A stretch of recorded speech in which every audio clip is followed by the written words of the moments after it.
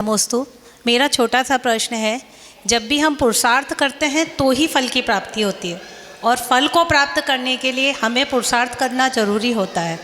इसी तरह जब हम धनोपार्जन में लग जाते हैं तो हमारा धर्म छूट जाता है और हम धर्म करने लगते हैं तो हमारा धन छूट जाता है। ऐसा हम क्या करें कि दोनों में हमारा बैलेंस बना रहे? बहुत अच्छा प्रश्न है श्रीमती राजू एसआर जी का, और इस चीज़ को हमको देखना है।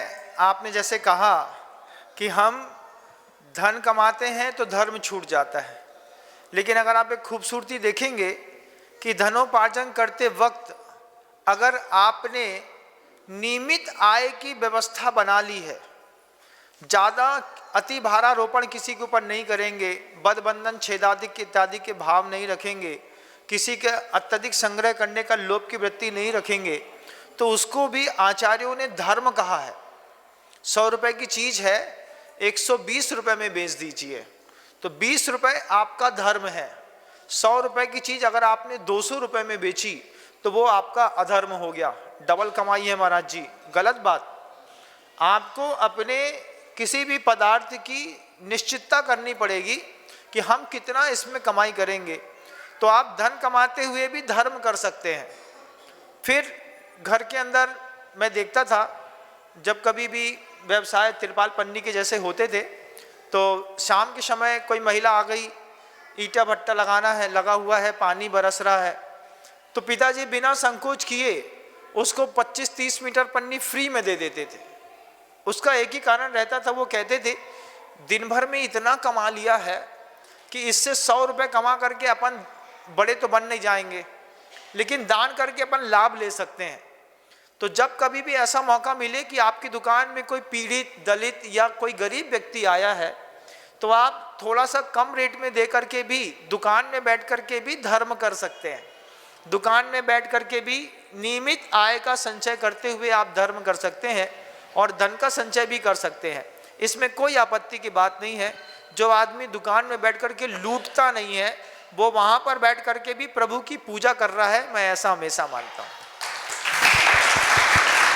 महाराज जी, इसी श्रृंखला में मेरा एक छोटा प्रश्न और है कि कुछ लोग समय का दान देते हैं, कुछ लोग धन का दान देते हैं और कुछ लोग जो है सिर्फ भावों का दान देते हैं, तो उसमें से श्रेष्ठ क्या है? समय का दान देने वाला। नमस्ते गुरुदेव। पैसा तो दुनिया में कोई भी दे देगा। आचार्य श्री जी रामटेक में दीपावली का दिन था, हम गुरुजी और 3-4 साधु और जंगल जा रहे थे सुबह सुबह के समय। दीपावली में निष्ठापन करने के बाद गुरुजी ने एक ही बात कही, बड़े बड़े सेठिया लोग आते हैं, आकर के करोड़ों रुपए दान दे जाते हैं और भूल जाते हैं, लेकिन उनके दान को रखना, उनके दान को इतने बड़े मंदिर में तब्दील करने वाले जो समय का दान देते हैं, वो धन के दान देने वालों में से भी और ऊंचे, बहुत ऊंचे माने जाते हैं, जिन्होंने अपने जिंदगी का समय दिया।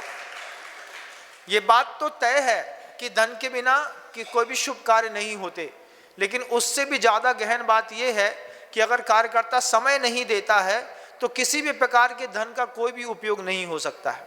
मैं जब इंदौर शहर के अंदर प्रवेश कर रहा था, उस वक्त भी मैंने पूरी कमेटी से एक ही बात कही थी। मैंने पूरी कमेटी से कहा था इस बात को कि आप लोग बड़े बड़े लोग हैं, मैं कभी आपसे पैसा नहीं मांगूंगा, मैं कभी नहीं कहूँगा कि आप मेरा कोई कलश ले लीजिए, मैं कभी नहीं कहूँगा कि आपको दान देना चाहिए, मैं आप में से किसी भी व्यक्ति से कभी पैसे की बात नहीं करूँगा, बस इतनी बात करूँगा कि आप मुझे समय पर्याप्त दीजिएगा। उस वक्त भी मेरी पहली रिकमेंडेशन समय की थी।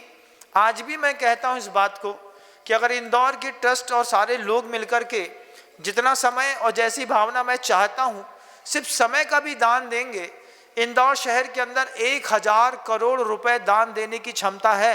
लेने वाले के पास समय नहीं है, इसलिए वो चीज़ मिल नहीं पा रही। सबसे बड़ा दान दाता है समय का दान दाता। पैसा देने वाले तो दुनिया में हजारों पड़े हैं।